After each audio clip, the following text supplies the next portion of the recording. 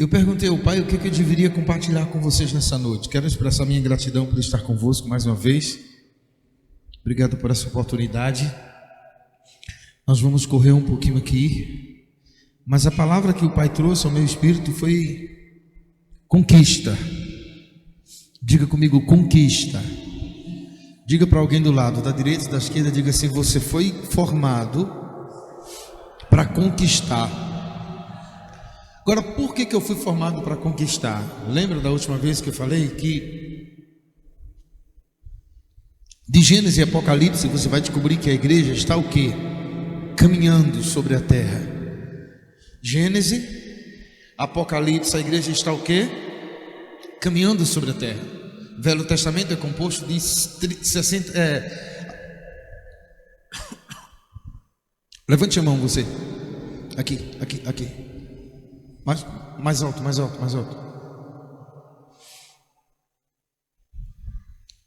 Segura na mão dele. Não, fique em pé e segura na mão dele.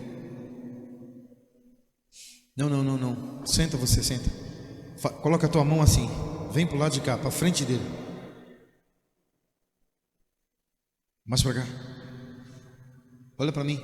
Pega na mão dele assim. Ele vai abrir a mão, você pega, coloca isso. Segura. Tem uma mão segurando sua mão. Essa mão que está segurando a sua, você está vendo ele, mas não é ele. Tem uma mão segurando sua mão. E Deus manda dizer para você que hoje Ele está colocando você de pé. Não sei o que você está vivendo, não sei o que você tem enfrentado, não sei quantos anos você está enfrentando algumas circunstâncias, algumas situações, mas o meu Deus manda Ele dizer que hoje Ele está colocando você de pé. Não tem vento, não tem espíritos imundos, não tem principado, não tem potestade, porque o Senhor diz assim para você: eis que hoje eu te tomo pela tua mão direita e te digo, não temas, porque eu te remi, chamei-te pelo teu nome, tu és meu. Você é propriedade peculiar do Eterno, e todo desígnio dele na sua vida se estabelecerá. Há uma unção de conquista que hoje Deus vai liberar sobre sua vida. Muitas coisas que têm estado presas, retidas, o Senhor vai desatar, o Senhor vai romper, e a tua vida vai ter uma mudança tão extraordinária, tu vai ser testemunho para muitas pessoas aqui dentro desta cidade e fora dela, e no meio da tua família. Deus está dizendo: eu te levantei como sustentação da tua linhagem, assim diz o Senhor dos exércitos. Josué capítulo de número 1, pode colocar aqui. Josué capítulo de número 1, versículo de número 9. Josué capítulo de número 1, versículo de número 9. Deixa eu correr aqui um pouquinho. Vamos falar sobre conquista. O que eu preciso ter para que eu me torne um conquistador? Quais são as armas que eu preciso? Tem tantas armas, mas eu vou falar só algumas só aqui, para que você possa pegar essas armas e saber usufruir ela. Não te mandei eu ser forte e corajoso. Não temas, nem te espantes, porque o Senhor teu Deus é contigo por onde quer. Olha aqui para mim. O Senhor Deus é contigo por onde quer que você andar. Por onde quer que você andar. Quando a gente olha de Gênesis e Apocalipse, a gente vai descobrir que Deus tem um povo que serve a Ele. A Bíblia diz lá em Gênesis 11 que quando esse povo começa a percorrer a terra em unificação, falando um só idioma, falando uma só língua, a Bíblia diz que chega um momento em que eles encontram uma planície. E quando eles encontram essa planície, eles decidem construir uma cidade. E quando eles começam a construir uma cidade, eles se unificam e eles começam de fato a construir aquela cidade. Quando eles terminam de construir a cidade, até aí tudo bem, Deus estava feliz, porque era ótimo construir uma cidade. Mas no meio da cidade eles decidem construir uma torre. Torre essa qualificada como Torre de Babel. Até aí tudo bem, não vejo nada demais construir uma torre no meio da cidade, para que possa ver os seus inimigos quando viessem atacar a cidade. Mas quando Deus dá uma olhada para o coração daquelas pessoas e vê a motivação do coração, às vezes o errado ou o pecado não está naquilo que você vai fazer, mas a motivação do seu coração. É o segredo da coisa, está aí. A Bíblia diz que quando Deus olha para a motivação do coração daquelas pessoas, Deus descobre uma coisa. O que é que Deus descobriu? Que a motivação do coração daquelas pessoas de construir a torre era chegar ao céu e tentar tomar o trono de Deus. E a Bíblia diz que Deus não divide a glória dele com ninguém. Gênesis capítulo 11, versículo de número 5. Então disse Deus: desçamos a terra para observar o homem. Escute, Deus desceu na terra para observar o homem. E quando Deus descobriu que a motivação do coração do homem era construir uma torre para chegar ao céu e ser maior que ele, a Bíblia diz, olha aqui para mim, a Bíblia diz que Deus faz o quê? Divide aquelas pessoas que estavam unificadas. Como? Elas começaram a falar em idiomas diferentes, formando-se os grupos entre aquela multidão de pessoas. E a Bíblia diz que essas pessoas falando em idiomas diferentes, o que é que ela vai fazer? Elas saem daquela cidade. As que falavam o mesmo idioma ficavam, mas outras saem daquela cidade e faz isso aqui, ó, se espalha sobre a terra. E aqui se dá início o que? A todas as nações da terra. Quando essas pessoas se dividem e começam a se dar origem às nações da terra, tem um povo que vai caminhando em direção a um determinado lugar. E lá na frente, no capítulo de número 12, você vai encontrar Deus visitando um povo. E esse povo onde Deus visitava morava na terra dos caldeus. E entre aquelas pessoas, Deus olha lá dentro e ele encontra um homem chamado Abrão. Em Gênesis 12, Deus se revela para Abrão dizendo: Abrão, sai do meio da tua parentela e vai para um lugar onde eu vou te mostrar. A Bíblia diz que Abrão pega a sua esposa chamada Sará, e agora pega alguns trabalhadores que moravam com ele, e a Bíblia diz que ele pega essas pessoas e ele sai agora da casa dos seus parentes, e ele vai para um lugar onde esse Deus iria mostrar. A Bíblia diz que quando Abraão estava na sua tenda, o Senhor disse: Abraão, sai da tenda porque eu quero falar com você. Quando Abraão sai de dentro da sua tenda, Deus disse assim: Abraão, olha para o céu. Ele começa a olhar. Tu consegue contar as estrelas? Ele começa a contar. Senhor, eu não dou conta mais. Assim como tu estás vendo as estrelas do céu, Abraão, as pessoas que eu vou te dar são incontáveis, porque de ti virá uma grande nação. Deus está dando a Abraão, queridos. E a partir daquele momento Abraão começa, sabe, a percorrer a terra. E parece-me que eu estou vendo naquele período de conquista. Por que conquista? Porque quando ele sai da sua casa, ele sai do seu aconchego, ele sai do seu habitar para ir para um lugar onde Deus estava enviando, ele tinha que conquistar. E naquela época, queridos, a guerra não era espiritual como hoje, não. A maior guerra naquela época não era espiritual, era física. Tinha que sair para peleja, tinha que guerrear, o homem tinha que entrar na batalha, você entende isso? Tinha que ser morto ao fio da espada. Então Abraão sai com o seu povo e vai conquistando territórios, vai alcançando lugares, vai alcançando riquezas. Cada guerra que ele vencia trazia daquele povo que ele vencia os seus despojos. E o que eram os seus despojos? Eram os ouros, as pratas, os bronzes, os animais, os homens que serviam como escravo para fazer serviços pesados aonde o povo de Abraão chegava. E essa multidão foi crescendo, e parece-me que eu estou vendo um dia, Deus olha lá para a terra e fala assim: Deus, eu acredito que Deus diz assim: eu escolhi um povo para mim. Diga para alguém do lado, diga assim: Deus tem um povo na terra. E a Bíblia diz que Deus chama esse povo de Israel. E a Bíblia qualifica esse povo como a menina dos seus olhos. Escute, todas as nações se dividiram, Deus encontra um povo e o chama de Israel. Aleluia. Agora o que é que Deus faz? Esse homem começa a conquistar, esse homem começa a lutar, esse homem começa a prevalecer nas lutas. E o primeiro tópico que eu quero falar aqui para você é sobre conquista. Aleluia. Se chama obediência à voz de Deus.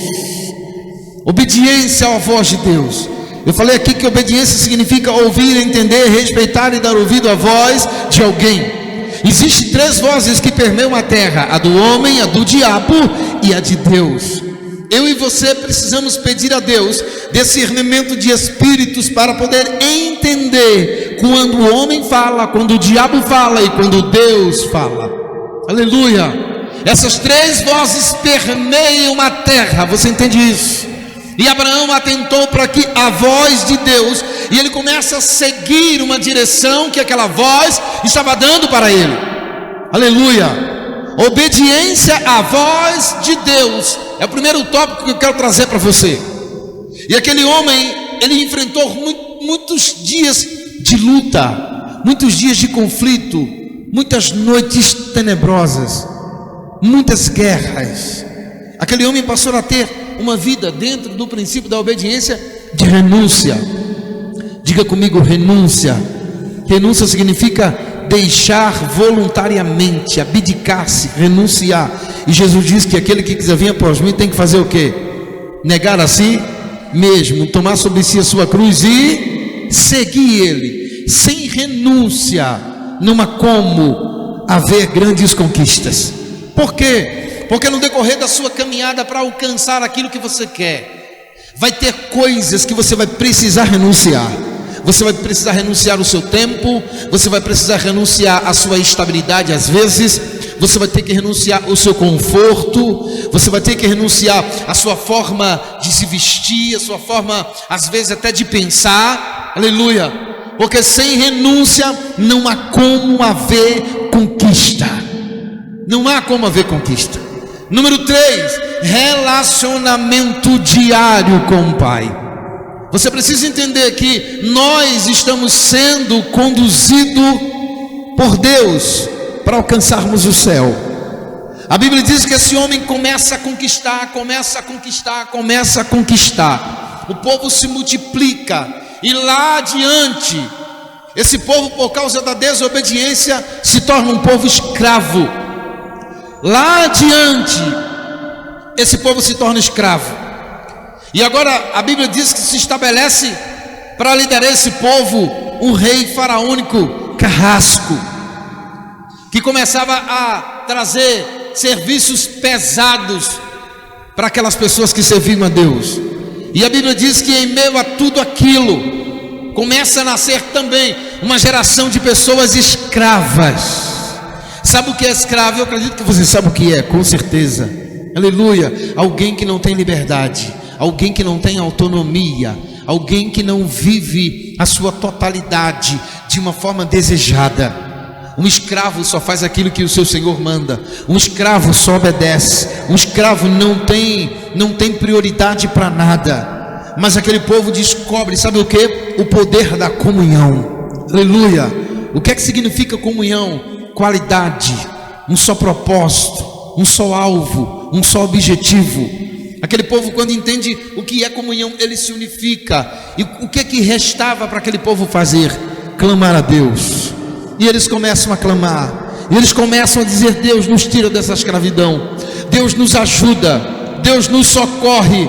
Aí no Salmo 12, no verso 5, está escrito assim: por causa da opressão dos pobres e do gemido dos necessitados, eu me levantarei agora do meu trono, diz o Senhor. Escute, Deus não está dizendo que vai se levantar por causa do governador, por causa do cantor, por causa do profeta, por causa do pregador, por causa do pastor. Não, Deus está dizendo por causa da opressão dos pobres e do gemido dos necessitados, eu me levantarei agora do meu trono. Dá uma sacudida no sermão para ver se ele acorda e fala assim: Deus está falando com você. Diga: Deus está dizendo que é por causa do seu clamor que ele se levanta, é por causa do seu clamor que ele se movimenta, é por causa do seu clamor que ele determina, é por causa do seu clamor que ele muda o tempo, é por causa do seu clamor que ele muda as estações, é por sua causa. Balance ele de novo para ver se ele acorda. Diga: é por sua causa,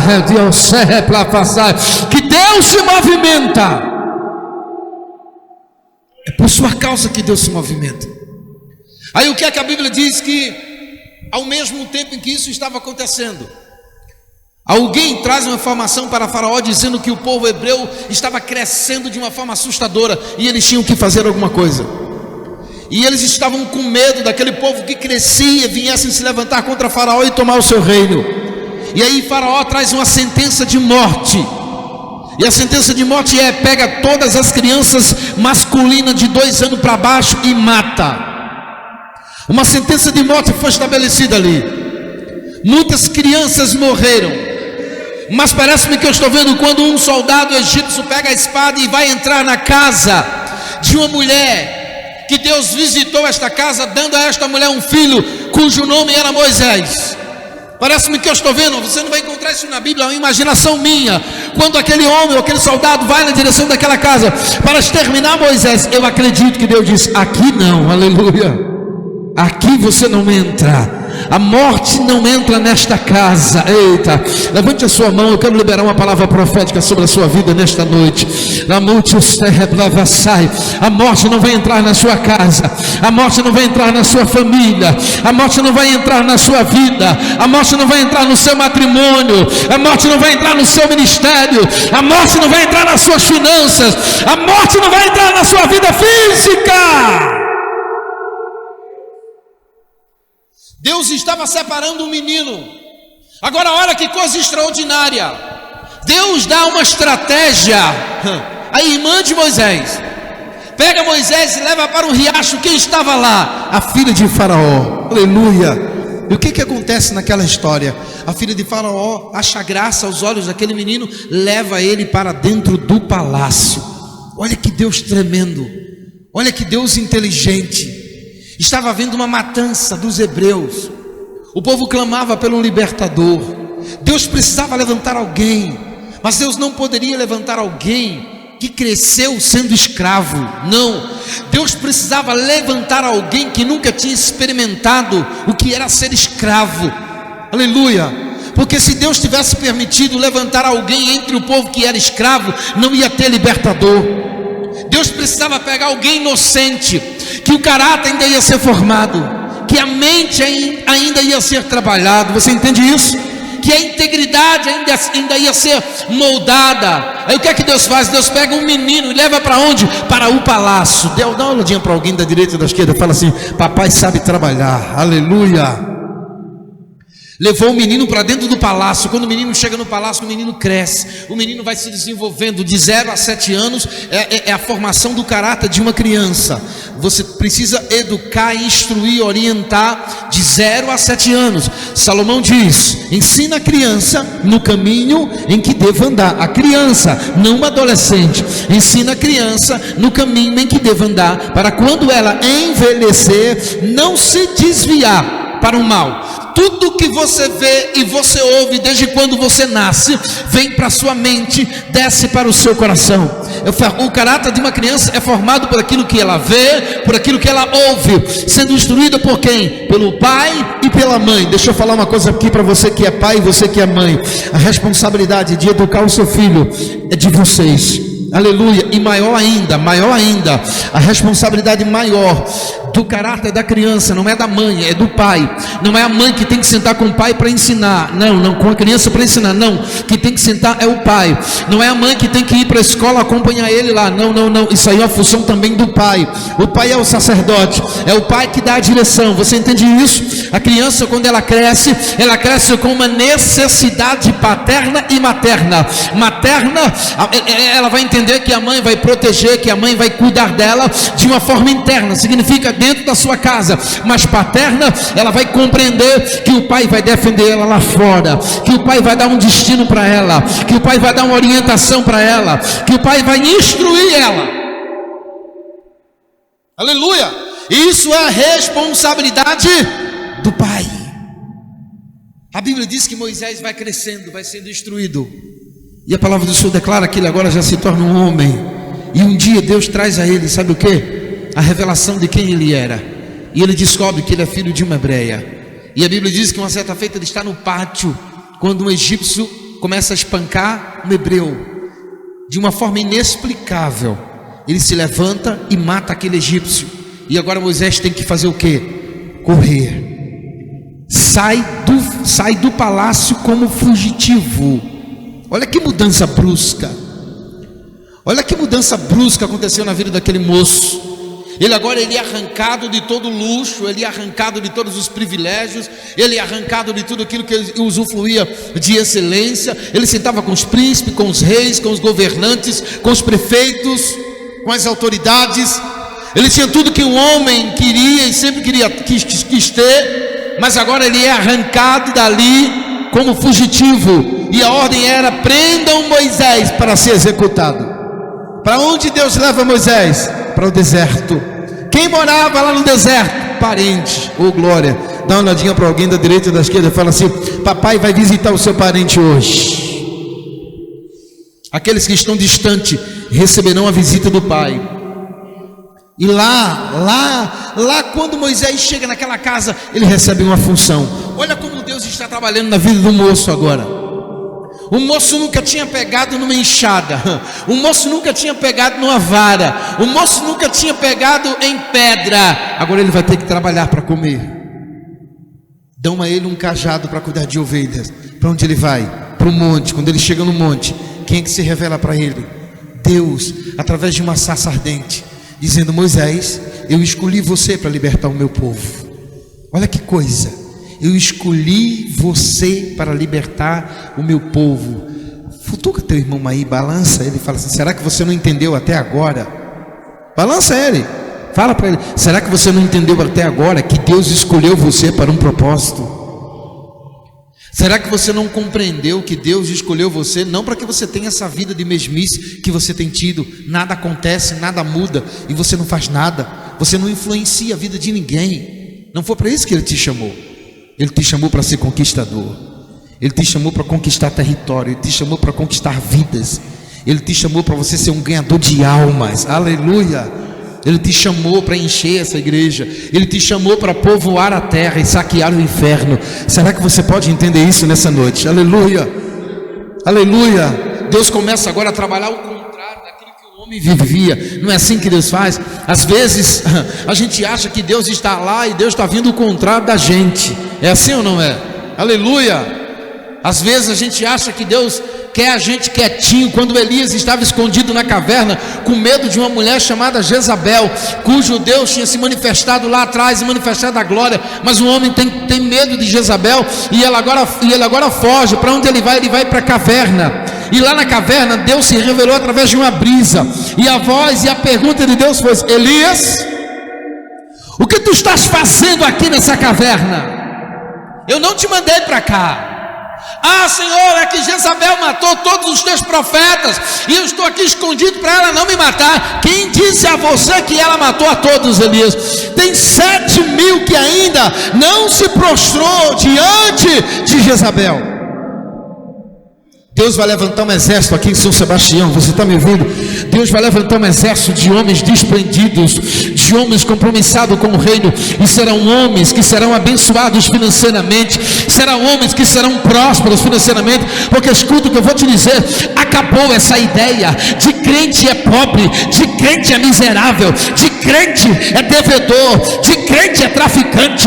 Existe um ditado aí: aquela igreja é cheia dos ex, do ex-traficante, do ex-homossexual, da ex-lésbica, da ex-prostituta, do ex-feiticeiro. Não, aqui não é lugar de ex, aqui é lugar de santo, aqui é lugar de servo, aqui é lugar de serva, aqui é lugar de pessoas que Deus escolheu para levantar, saquear o inferno e povoar a terra. É isso que você precisa entender e ser em Deus.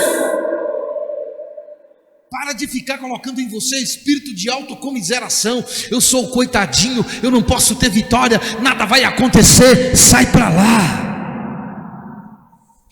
Quem habita em você não é o espírito de pombagira, de preto velho, de Jucaveira, de Tranca-Rua, de Zé Pilantra, Zé Pelintre, nem tampouco Maria Mulambo. Quem habita em você é o Espírito Santo de Deus, o espírito de poder, o espírito de ousadia. Você entende isso?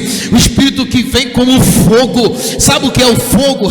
O fogo queima tudo aquilo que é desprezível, tudo aquilo que não presta, tudo aquilo que não serve mais. Sabe qual é a segunda qualificação do fogo? Ele transforma aquilo que é carne, aleluia, que é carne crua em carne para se alimentar. Sabe qual é o processo do fogo? Ele transforma, ou melhor, ele protege dos animais peçonhosos, das serpentes, das onças.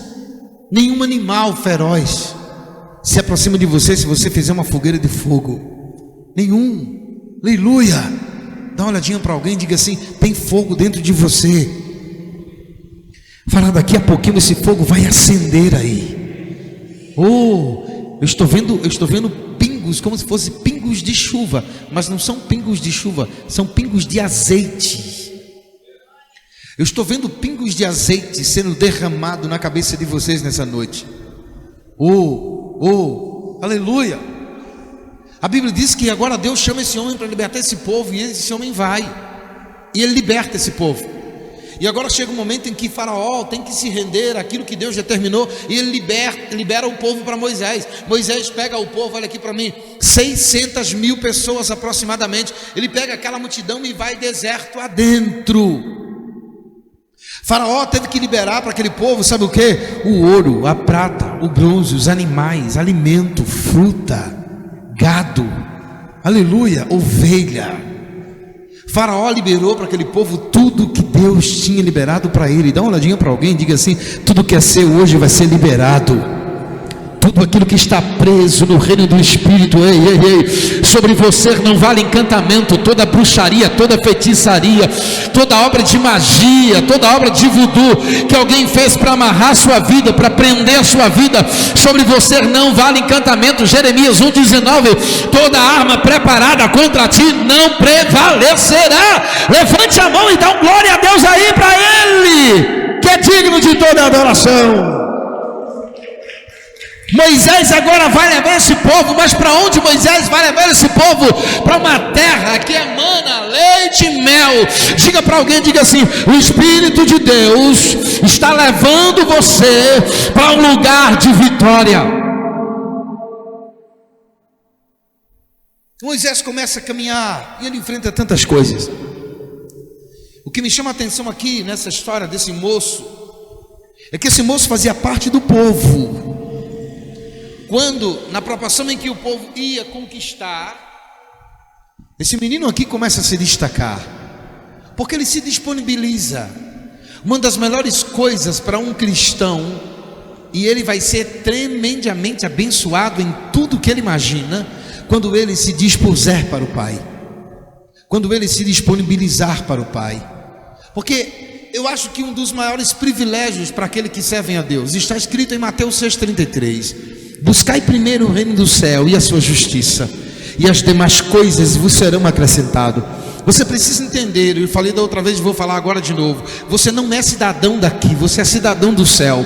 E se você é cidadão do céu, lá é um lugar onde em breve você vai morar, porque Jesus disse: eu vou para o meu Pai, vou preparar lugar, quando eu estiver pronto eu vou voltar para buscar você. E se você vai morar lá, você é cidadão do céu.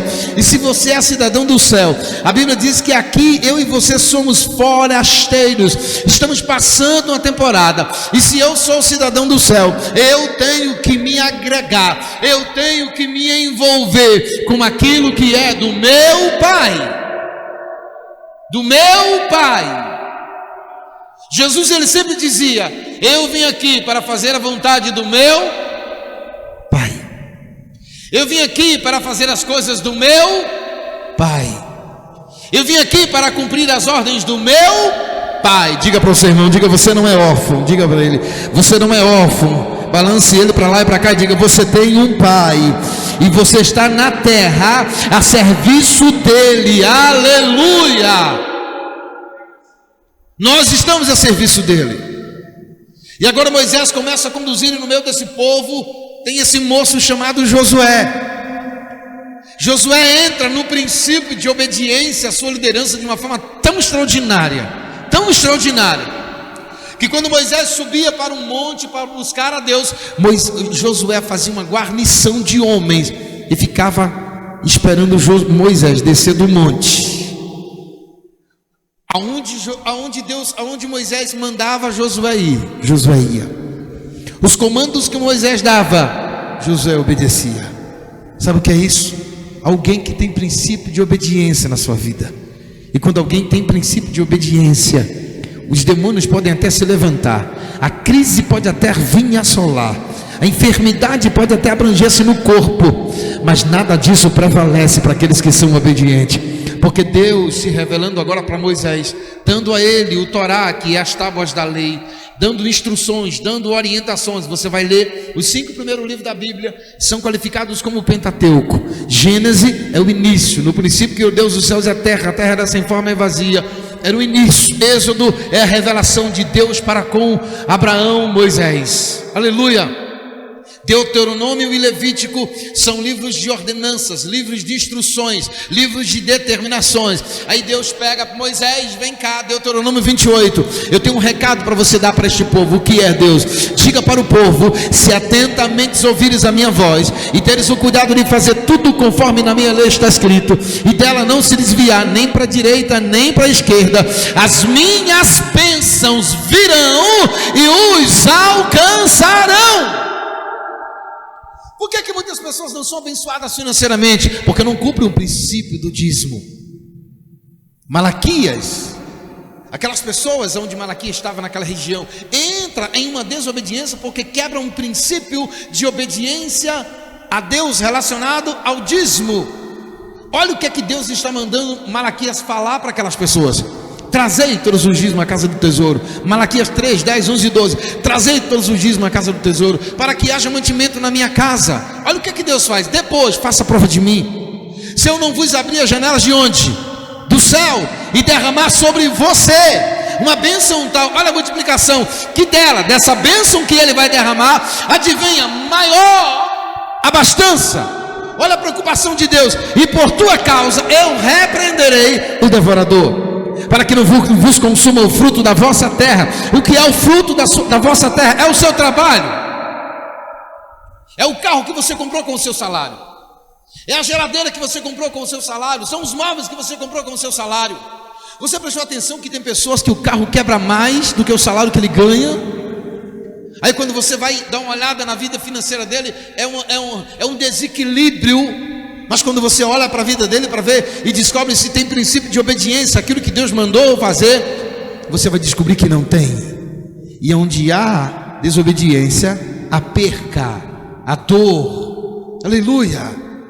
Parece-me que eu estou vendo aquele homem obedece tudo que Moisés manda, e Moisés vai conquistando, vai alcançando, vai aproximando-se. Número 4, dependência de Deus. Diga comigo: dependência de Deus. Olhe para alguém e diga: você precisa aprender a ser dependente de Deus. Mas para ser dependente de Deus tem que conhecer Ele, e esse conhecer tem que ser de perto, e esse conhecer tem de ser de relacionamento. Esse conhecer a Deus não é só vir num culto que você vai participar de um culto de celebração ou uma campanha de libertação ou de milagre. Não, isso não é conhecer a Deus. Você apenas está visitando Ele. Conhecer a Deus é ter uma vida diária de relacionamento com Ele. Conhecer a Deus é deixar Deus ser participante da sua vida. Conhecer a Deus é deixar Deus conhecer você sem máscara. Aleluia. Aqui na igreja você é lindo, você é maravilhoso, você está bem vestido, você está cheiroso. Agora eu quero saber quem é você na sua casa. Aleluia. Eu quero saber quem é você quando alguém confronta você. Eu quero saber quem é você quando alguém pisa no seu calo. Eu quero saber quem é você no seu dia a dia. É essa pessoa que Deus quer conhecer. Aleluia. Dá uma olhadinha para alguém e diga assim: eu sei. Diga: eu sei que você é terrível, só quem te aguenta é Jesus, meu filho. Aleluia. Somos difíceis. Deus manda a gente parar, a gente corre. Deus manda a gente calar, a gente fala demais. Deus manda a gente crer, a gente descrê. Deus manda a gente confiar, a gente desconfia. Sim ou não? Sim ou não? Aleluia. Agora, queridos, a Bíblia diz que nesse momento em que Moisés está conduzindo o povo, quando Moisés chega no lugar em que ele pôde contemplar a terra, Deus recolhe Moisés. E quem Deus vai levantar agora? Josué. Fica de pé, por favor. O tempo já se foi. Fique de pé. São 8:02. Cadê o pessoal do louvor? Sobe aqui. 9:02 que digo. Eu não quero demorar muito tempo. Sobe aqui o pessoal do louvor. Deus levanta Josué. Era um menino valente, guerreiro, estrategista, inteligente, Quem sabe outro dia eu falo sobre as qualidades de Josué: guerreiro, estrategista, inteligente, mas acima de tudo, obediente. Obediente. Você já pensou o que é Deus pegar 600 mil pessoas e colocar você para liderar? Coloca no capítulo 1, capítulo 1, por gentileza. Eu quero só ler essa palavra para a gente encerrar, que eu quero fazer algumas orações específicas nessa noite. Capítulo de número 1 de Josué, por favor. Sucedeu depois da morte de Moisés, servo do Senhor, que este falou a Josué, filho de Nun, servidor de Moisés, dizendo: quem escolheu Josué não foi uma comissão. Quem escolheu Josué não foram pessoas. Quem escolheu Josué não foram os sacerdotes que faziam parte da equipe de Moisés. Quem escolheu Josué foi o próprio Deus. Diga para alguém, diga assim: foi Deus que escolheu você. Prova para mim na Bíblia, pastor. Pois não. João 15,16: não fostes vós que escolhestes a mim, mas eu vos escolhi. Deus escolheu você. Olha aqui, não deixe ninguém roubar isso de você. Deus escolheu você para um propósito. Deus escolheu você para conquistar. A nossa vida, ela é constituída de conquista, dia a dia, dia após dia. Enquanto vida você tiver, sempre você vai ter que conquistar. Você é adolescente, vai ter que conquistar. Você é jovem, vai ter que conquistar. Você é adulto, vai ter que conquistar. Você é ancião, vai ter que conquistar. Porque a vida, ela é feita de desafios, e esses desafios precisam ser vencidos, e eles serão por você. Não tenha medo de desafios. Agora, continuando. Tira não, continua lá. Moisés, meu servo, é morto. Dispõe-te agora, passa este Jordão, tu e todo este povo que eu dou, a terra que eu dou aos filhos de Israel.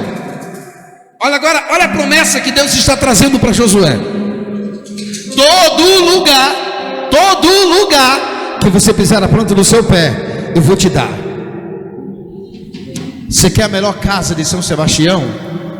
Você quer o melhor terreno de São Sebastião? Aqui, o senhor quer a maior igreja de São Sebastião? Quer pegar a maior área de São Sebastião? Amanhã ou depois, vai lá nesse lugar, tira o sapato, pisa os pés e fala assim: Senhor, Josué 1:3, todo lugar que pisar a planta do meu pé, eu quero, porque a tua palavra diz: todo lugar que tu pisar a planta do teu pé, eu vou te dar. Aleluia! Conquista. Você quer trabalhar no governo? Você quer trabalhar em algum lugar? Vai lá no lugar, coloca as mãos e fala: Senhor, eu estou conquistando essa vaga. Essa vaga é minha. Ei, eu já participei de uma solicitação de emprego, onde tinha 100 pessoas. Eu liberei essa palavra e só tinha uma vaga. Adivinha quem entrou lá? Deus me deu a vaga, porque Josué 1:3, essa vaga é minha, esse lugar é meu. Fez o teste dos 100, 80 foi dispensado, ficou 20. Fez o teste dos 20, saiu os 20, ficou 10. Saiu 10, ficou 10. Fez os testes dos 10, ficou 3. Fez os testes dos 3, ficou somente 1. E de quem é a vaga? Minha, aleluia. Todo lugar que pisar na planta do teu pé, eu vou te dar. Versículo 4, rapidinho, passa rapidinho. Versículo 5. Olha a promessa que Deus está dizendo a Josué. Como é que alguém vai desenvolver algo bem? Eu sempre digo: não há crescimento sem investimento. Não há. É impossível você pegar uma pessoa, se você não investir nela, ela não vai produzir. Não vai produzir. Por que muitas empresas não crescem? Por que muitas igrejas não desenvolvem? Não desenvolvem os seus membros, as suas ovelhas. Por quê? Porque não investe nelas. Tem que haver investimento. Por que o seu filho não cresce? Por que o seu filho não prospera? Porque você, pai, você tem um bom salário, você tem uma estrutura financeira equilibrada, excelente, mas você não investe na vida do seu filho. O anciano fala assim: meu filho, vem cá, tem um curso de inglês ali, tem um curso de espanhol ali, eu vou renunciar o meu aconchego, eu vou pagar o teu curso, eu quero que você se torne um homem poliglota, vai falar vários idiomas. Não há crescimento sem investimento. Então Deus decidiu investir em Josué, dando a ele segurança. O que é que Deus vai dizer no versículo 5? Ninguém te resistirá todos os dias da tua vida, porque assim como eu fui com Moisés, eu serei com você. Eu não vou te deixar e não vou te desamparar. Eu comecei a trabalhar com 6 anos de idade. Eu tive que cortar cana logo cedo porque meu pai ficou doente e eu tinha 16 irmãos. E quando eu vi minha mãe fazendo um esforço lá, eu quis trabalhar. Então, com 6 anos de idade, 2 horas da manhã, 3 horas da manhã, eu saía da minha casa, andava 1h30 com meu irmão para cortar cana. 13 anos de idade, eu estava sendo fichado em uma empresa. 13 anos de idade. Aleluia. Quando eu tinha aproximadamente uns 21 anos de idade, 22 anos de idade, era madrugada, eu acordei para orar. Aquela voz disse: levanta, eu quero falar com você. E quando eu estava orando, aquela voz disse: às 10 horas da manhã você será chamado pelo seu gerente e ele vai dispensar você. Você vai perguntar: por que você está me dispensando? Ele vai dizer: não sei, apenas vai embora. Aleluia. Para tu saber que a partir de hoje eu estou te tirando do teu emprego, estou te chamando para o meu reino. Você acha que eu parei de procurar emprego? Não. Você acha que eu desisti de alcançar alguma coisa? Não. Mas aquele dia ele me chamou e eu estou aqui. Já viajei o Brasil de ponta a ponta, já fui para alguns países. E ele disse para mim hoje de manhã: a caminhada está começando agora. Aleluia. Ainda há uma terra a conquistar. Dá uma sacudida no seu irmão para lá e para cá e diga assim: você não tem ideia do que Deus vai fazer com você esse ano. Mas você precisa entender o propósito que ele te chamou. Versículo 6: ser forte e balança seu irmão com força e fala assim: deixa de ser frouxo, deixa de ser covarde. Diga: Jesus vai te sacudir na terra. Ser forte e corajoso, porque tu farás. Balança seu irmão e fala assim: é você que Deus está falando. Diga: é você que Deus está dizendo. Tu farás esse povo herdar. Olha que tremendo. A terra que sob juramento prometeu dar a seus pais. Versículo 7. Corre. Então somente ser forte, corajoso e muito corajoso, para teres o cuidado de fazer segundo toda a lei que meu servo Moisés te ordenou, e dela não te desvie nem para a direita nem para a esquerda, para que sejas bem sucedido por onde quer que. Versículo 8 é a chave do sucesso de Josué e é a chave da sua vitória. Qual é o versículo 8? Não aparte da sua boca o livro desta lei, antes medita nele de dia e de noite, para teres o cuidado de fazer tudo conforme na minha lei está escrito, e dela não se desvie nem para a direita nem para a esquerda, e ela te fará te fará prosperar, e você será bem sucedido. Versículo 9. Versículo 9. Não te mandei eu. Quem mandou? Quem mandou? Dá um ladinho para alguém e fala assim: Deus está dizendo para você agora: não te mandei eu. Seja forte e corajoso. Seja forte, pastora. Seja forte, pastor. Na hora em que ela estava orando, essa parte aqui sua abriu.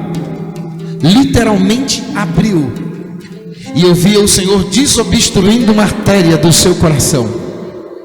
Literalmente desobstruindo a artéria. E a artéria descia. E aqui embaixo havia várias veias. E o sangue começou a circular normalmente. E o seu coração começou a pulsar normal. E o Senhor dizia: hoje eu estou usando a minha filha, estou curando ele. Bote a mão no seu coração.